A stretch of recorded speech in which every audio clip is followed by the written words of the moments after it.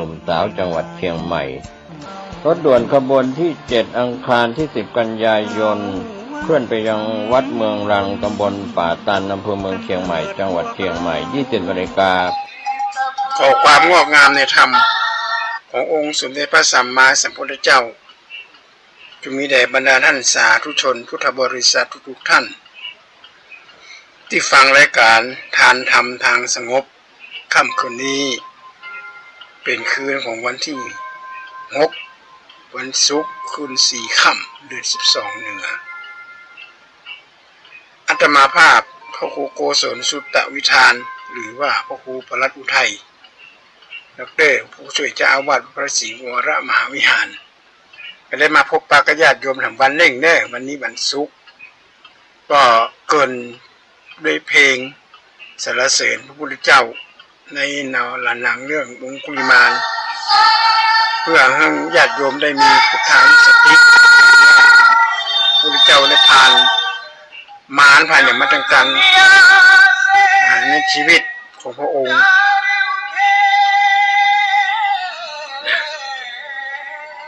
ก็วันนี้อาตมาภาพก็ขอกราบขอบพระคุณ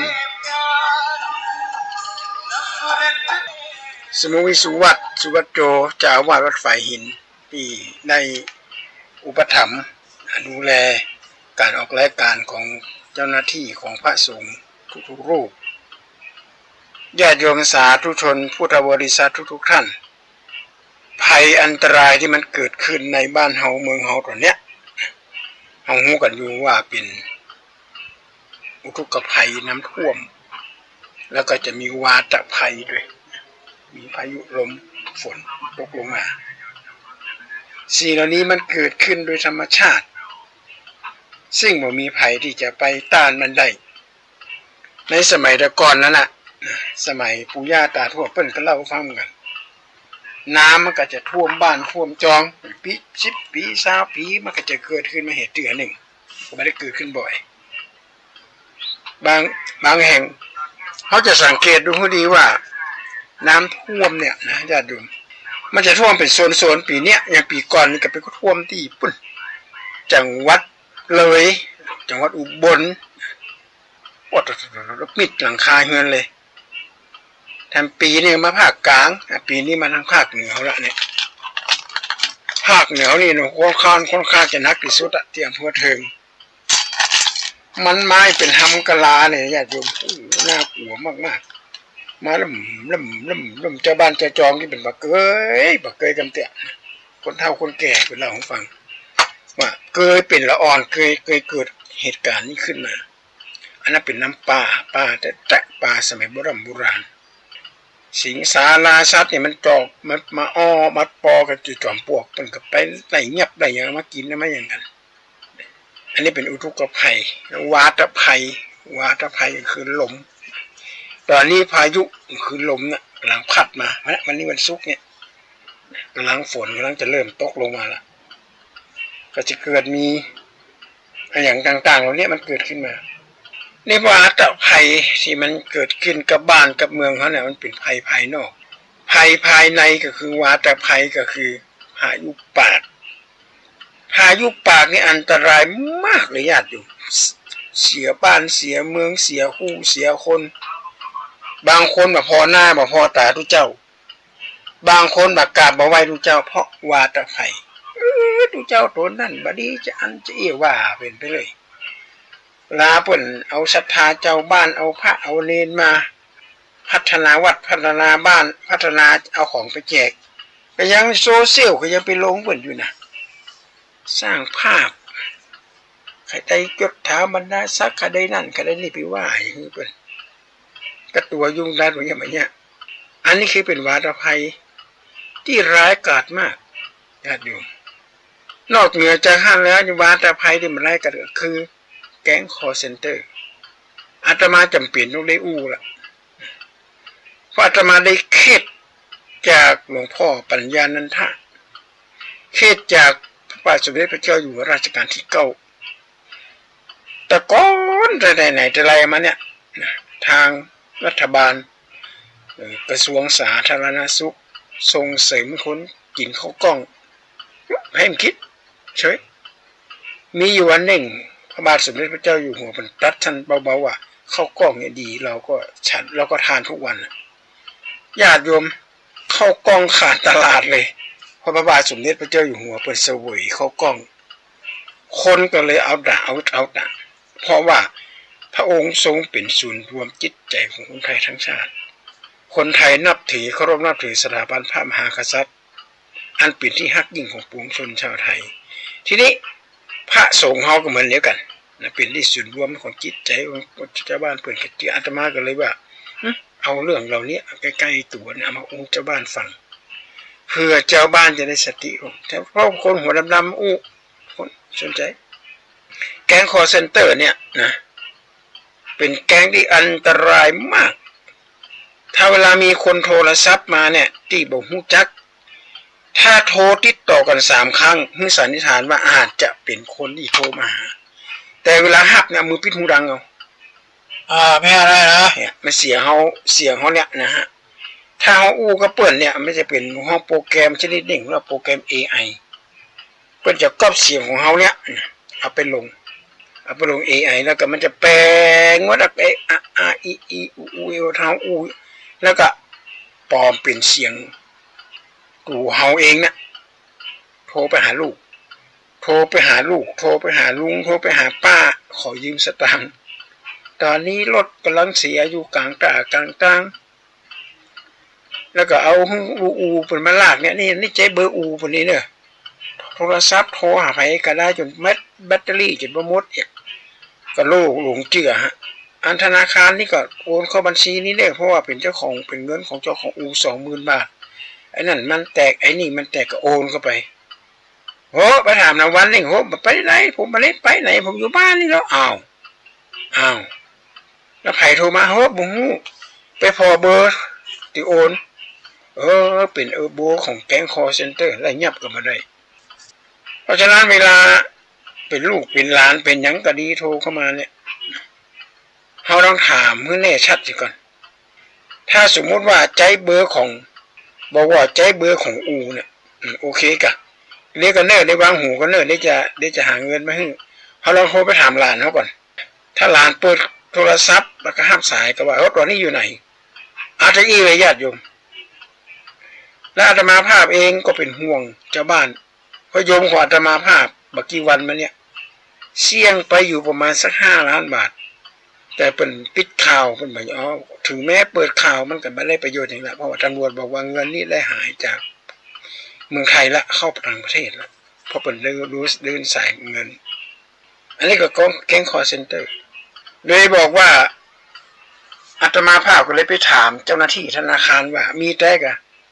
ธนาคารเป็นจะโทรมาถามท่านทำนี่ธนาคารเป็นฝากมันนี่นะนี่อันนี้ธนาคารฝากมาบอกนะว่าท่านช่วยบอกชาวบ้าน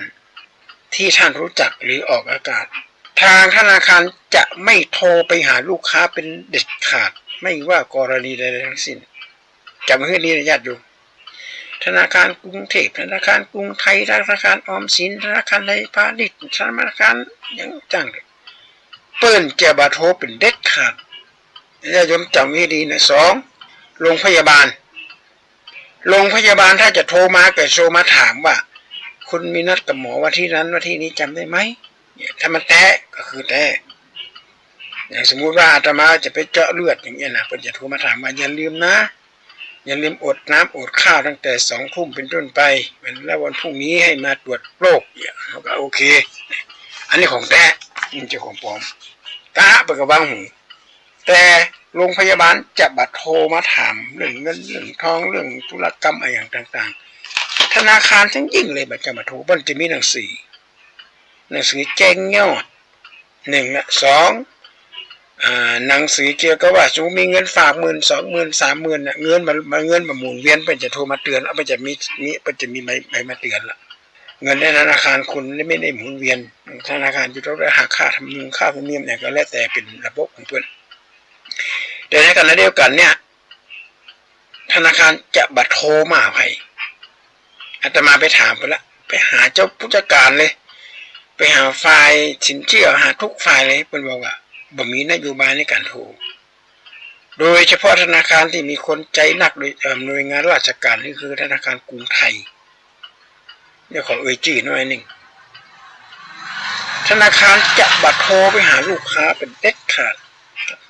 ฮัลโหลเนี่ยอันนี้ธนาคารจากธนาคารกรุงไทยนะคะสาขานั้นสาขานี้ถ้าเอาเผลอไปถามว่าเกิดอะไรขึ้นคืออย่างนี้นะคะทางธนาคารได้ตรวจสอบว่าคุณเป็นส่วนหนึ่งในแก๊งค้ายาบ้าแก๊งค้าของผิดกฎหมายอย่างนี้นะวางหูเลยเนี่ยวางหูเลยบัตรต้องไปหับเลยบัตรต้องอันนี้คนที่เสียเงิน5 ล้านก็ดันไปกู้ไปถามตอนนี้ท่านตกอยู่ในสถานการณ์ที่ลำบากมากเจ้าหน้าที่ล้อมรอบไปหมดแล้วเนี่ยถ้าคุณทำอะไรลงไปจะทำให้เกิดปัญหาไม่ปลอดภัยทั้งแม่ทั้งลูกกูก็ต้องฝังโอนสตางค์ก่อนเอามีทอยมีสร้อยมีแหวนเอาไปฝากจำนำจำนองจำน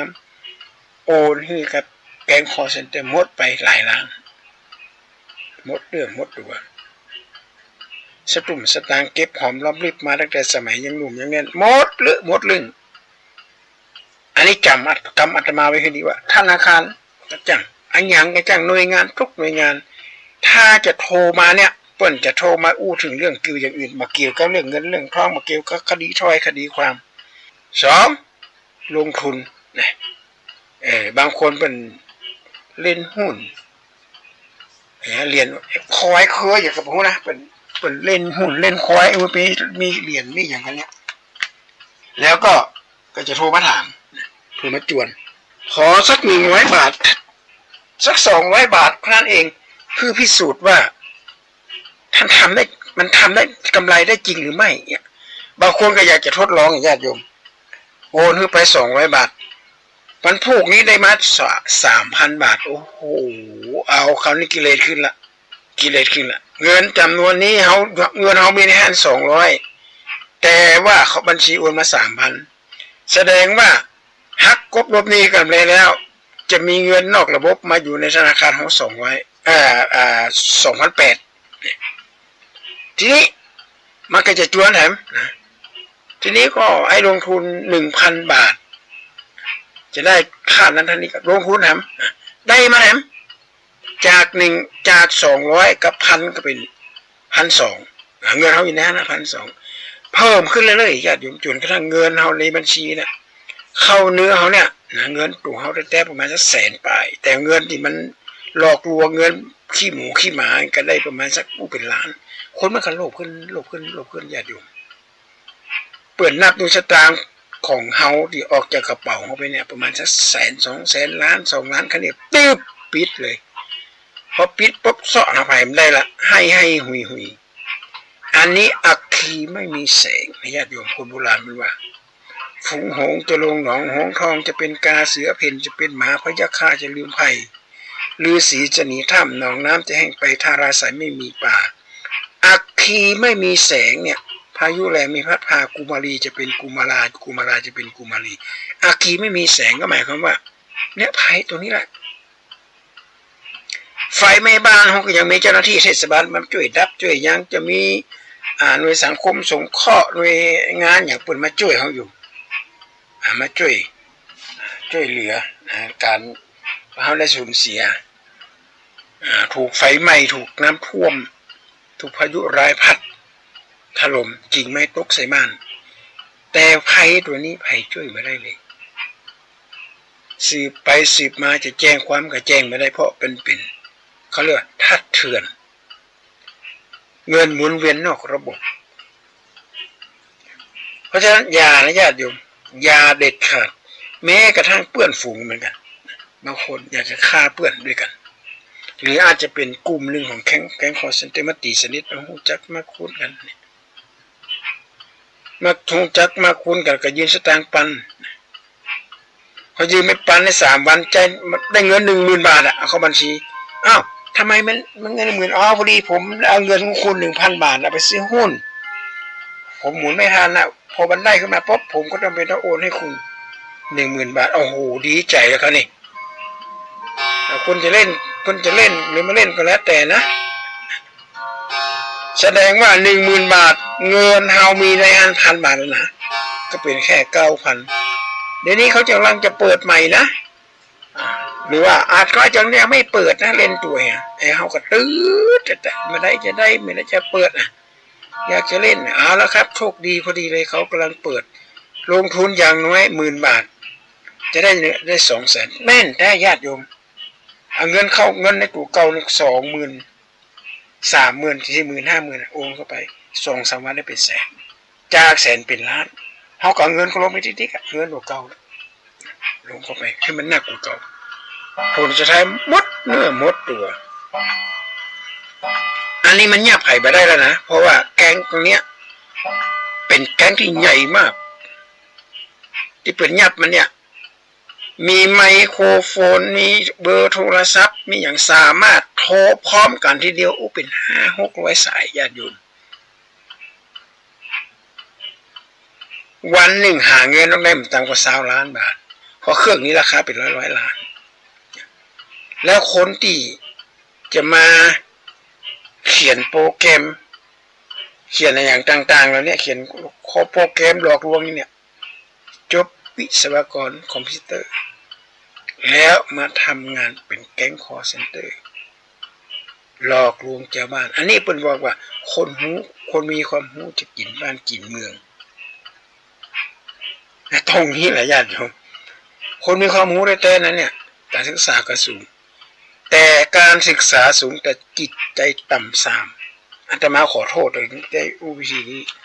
เพราะหันสภาพของโยมที่เป็นนั่งให้นั่งหุยนะอินดูเป็นขนาดนักเลยว่าโอ้โหเงินเปิ่นหามาทั้งชีวิตเนี่ยถ้าไปหลอกเปิ่นหาว่าเป็นแก๊งยาเสพติดแก๊งอย่างต่างๆนานาเนี่ย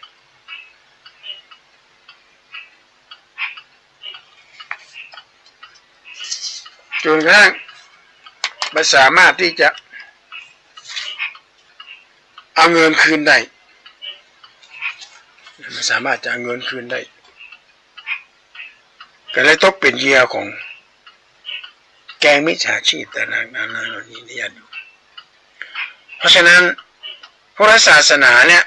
เปิดใจอยู่นิโสมนสิการไตรตรองใคร่ควรให้ก่อนตัดความโลภออกนะญาติโยมข้อเดียวนั้นเองตัดความโลภออกแล้วถามข้อเท็จจริงว่าเรื่องมันเป็นยังไงมันยังไม่ได้ง่ายแต่ไงว่ามันจะเหตุการณ์ของอย่างนี้จังบอกว่าจะเป็นยุกยาห้อมใช่ยาเป็นเครื่องสำอางเอาทาผิวเนี่ยทาสัก2 นาทีรอบถูไปถูมาขาวใสขนาดเลยโอ้คนมันหันโดยเฉพาะคนที่ต้องการความฮักสวยฮักงามหันก็เลยอยากจะทดลอง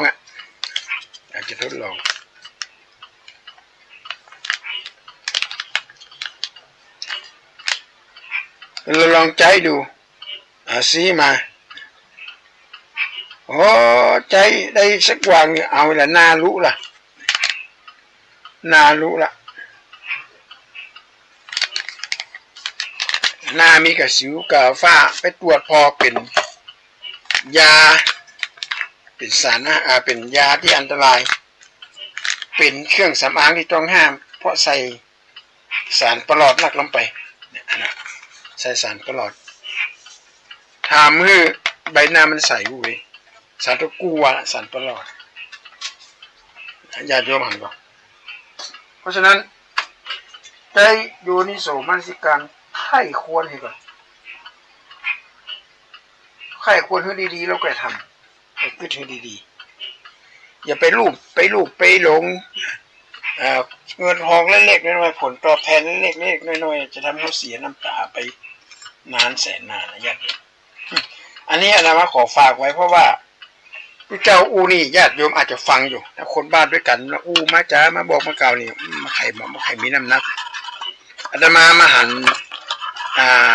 ที่อาตมาอู้ฟัง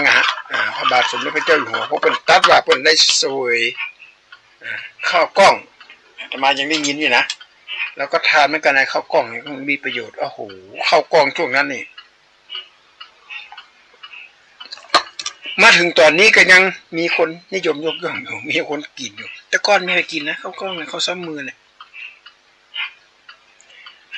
นี่เป็นจะแบบนี้นะเพราะว่ารักธรรมะ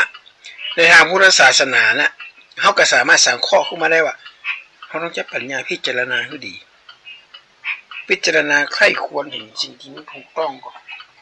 ไม่ได้ง่ายว่าเอาพระโมสั่งค่อยได้ของได้มาง่ายๆมันจะตกถึงมือเฮาก่อนบอกว่าจะเป็นแกงตกท้องบอกว่าจะเป็นแกงอย่างต่างๆนานาเข้ามาในบ้านเนี่ยบอกว่าตอนนี้ยังไม่พร้อมขอโทษนะห้องเราไปว่าอย่างมันละว่าแกงคอเซนเตอร์ก้าแกนริมจะว่ามันจะจังของบอกว่ายังไม่พร้อมที่จะรับสินค้าของคุณที่เอามาจำหน่ายเขาบอกมันตรงๆและก็บอกโคตรเกลียดกันนะประการต่อมานี่ก็คือว่าขบวนการเลี้ยไรเนี่ยใกล้จะออกพรรษาเนี่ยออกเลี้ยไรเรื่องของกฐินเอาป้ายห้อยคอถือสลุงมาเนี่ยญาติโยมอันนี้ผิดกฎหมายนะญาติโยมสามารถแจ้งไปที่เจ้าหน้าที่ตำรวจได้ว่าการเลี้ยไรโดยไม่ได้รับใบอนุญาตต้องได้รับใบอนุญาตก่อนนะแต่เปิดใบอนุญาตให้เลี้ยไรเดินไปเลี้ยไรสมมุติว่าอาตมาภาพจะสร้างพระธาตุอย่างก็ดีจะแห่ผ่านอำเภอเนี่ยอำเภอเมืองเนี่ยอาตมาต้องขออนุญาตจากเจ้าคณะอำเภอก่อนนะขอขบวนนี้ผ่านไปกันเด้อเพราะว่าแห่จากบ้านมาแล้วนี่จะเอาไปหั่นไปนี่ทางเจ้าคณะตำบลเจ้าคณะอำเภอเปิ่นก็โอเคละนะเฉพาะวันนี้วันเดียวนะก็แห่ก็ผ่านไปและการถือขันสลุงห้อยป้ายห้อยอย่างเนี้ยบัตรต้องบริจาคเลยบ่มีผิดกฎหมายสมมุติว่าญาติโยมจะไปทอดกฐินที่เชียงรายจะไปทอดกฐินที่ภาคอีสานโยมมีสิทธิ์ที่จะเอาองค์กฐินมาตั้งไว้หน้าบ้านนะตั้งหน้าบ้านเขียนป้ายเชิญร่วมทำบุญทอดกฐินสามัคคีวัดท่านวัดนี้แม้กระทั่งใบซองผ้าป่าซองกฐินเนี่ยต้องมีประทับป่าของวัดที่เขาจะไปทอดด้วยนะแล้วเขียนเบอร์ด้วยเบอร์ที่เขาจะไปทอดเนี่ยเขียนเบอร์แต่ว่าเอาตั้งได้เฉพาะหน้าบ้านนะห้ามออกไปแห่ห้ามออกไปเรี่ยไรผิดกฎหมายนะญาติโยมไม่ได้ถูกกฎหมายนะมันผิดกฎหมายนะเอาไปเรี่ยไรเนี่ยกฎหมายเป็นใบอนุญาตต้องจำไว้ให้ดีนี่ประเด็นนี้เปิดละป่าญาติโยมมันมาร้องเรียนมาถึงอาตมาว่าท่านโอ้อย่ามามีกับป้ายห้อยคอเอามาขอเรียอะไรมูลนิธิเจริญละอ่อนโดยเฉพาะน้ำท่วมเนี่ยเอามาขอสปะสเปียนถ้าญาติโยมอยากจะทำบุญเนี่ยไปหาที่วัดเลยวัดไหนวัดหนึ่งหรือโทรไปถามที่จังหวัดเชียงรายมันจะมีเบอร์โทรอยู่แล้วเปิ่นจะบอกหมายเลขบัญชีแล้วเปิ่นจะมีฉลีบออกมาเลยบัญชีช่วยน้ำท่วมจังหวัดเชียงรายแล้วพอบริจาคไปบักกี่วันเปิ่นจะมีใบอนุโมทนาบัตรสามารถที่จะเอาไปลดหย่อนภาษีได้อันนี้ช่วยเหลือได้แท้ช่วยเหลือคนประสบภัยน้ำท่วมแต่เป็นประเภทเอาป้ายห้อยคอเนี่ยอาตมาหันละล่นนะฮะถ้าเจอหน้าอาตมาแล้วมันล่นหนีเลยเพราะของจริงมันจะหนีได้ยังไงสมมุติว่ามีคนบริจาคคนละ3 บาท5 คนกับ100 บาทนะญาติโยม10 คนก็200 40 คน10 คนก็200 40 คนก็200 10 คน5 คนได้100 10 คนได้200ญาติโยมง่ายๆหากินบนความทุกข์ของคนอื่นวิธีดีที่สุดก็คือว่าบ่ต้องบริจาคละอยากจะทำบุญพระที่ดีอยู่ในวัดอยู่ในโบสถ์พระไม่กลือไม่โกรธอยู่ในหนองในสระพระผู้เสียสละอยู่ในบ้านพระดีของดีแท้ๆอยู่ในวัดอยู่ในโบสถ์จะไปทำบุญก็ไปทำที่วัดเลยคุณมันเรียกอะไรเนี่ยก็บ่เอามาทำโคตรกิ่งหน้าบ้านห้องมีพระสงฆ์องค์พระเจ้ามาขอสตางค์เอาไปสีกดเอาไปปัก โยมจะซื้อให้หมดได้โยมไม่ต้องก็ได้เดี๋ยวอาตมาไปซื้อเองฮะอาตมาไปซื้อเองดีกว่าโยมไม่ต้องเดือดร้อนเนี่ยขอสตางค์2 ปัน 3 ปันเจอไปหลายร้านเลยญาติโยมเจอไปแล้วห้องขึ้นรถอย่างเงี้ยนะห้องขึ้นรถเชิญขึ้นรถเดี๋ยวจะขอไปส่งที่หน้าให้หน่อยพอไปถึงกลางทางปุ๊บขอสตางค์เรียกอะไรขอสตางค์อันนี้ก็ถูกต้องตามกฎหมายนะอันนี้ฝากไว้เป็นข้อคิดถึงญาติโยมนี่ฮู้ได้หันเลยว่าวาตภัยคือมหันตภัยร้ายที่มันเกิดขึ้นภายนอกตัวนี้กำลังมาเนี่ยพายุอย่างต่างๆในนั้นที่เป็นอ่านข่าวญาติโยมก็ดูในเฟซดูในทีวีอย่างเนี้ยเป็นจะประกาศไว้ตลอดนี่คือหน้าที่ของสื่อสารมวลชนที่จะช่วยเหลือสังคมเปิดน้ำท่วมไฟไหม้พายุร้ายปัดปานพัดจองเอาเปิดมาหากินนี่มันถูกต้องของญาติโยม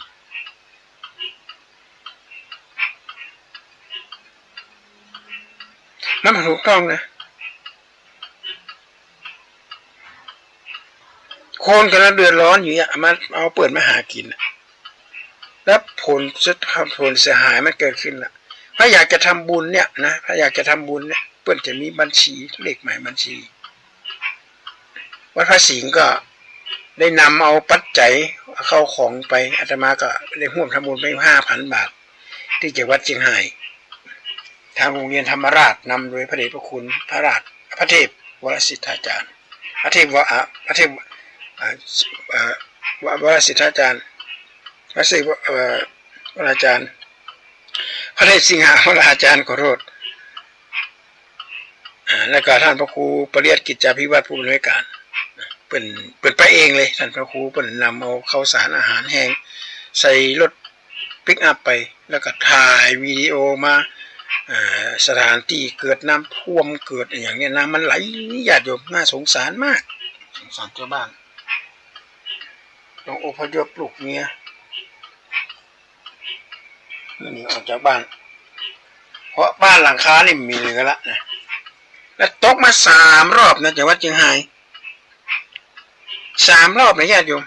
รอบแรกรอบ2แต่ละรอบเนี่ยรอบแรกปนักรอบ2นักรอบ3ปนักกันอันนี้แหละอันนี้ขอฝากไว้เป็นข้อคิดในญาติโยมเนี่ยอู้กันในบรรยากาศที่เป็นกันเองนะอาตมาภาพไม่ได้ไปว่าอย่างไผ่มาเขาว่าในฐานะที่เขาเป็นชาวพุทธ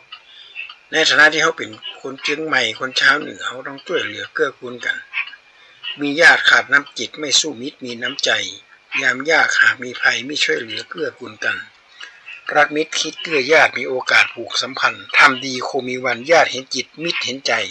อาตมาภาพก็ขอเอานำรายการนี้จากญาติโยมไปก่อนเด้อขอความเจริญสุขสวัสดีจงมีแก่ท่านสาธุชนทุกท่านเด้อ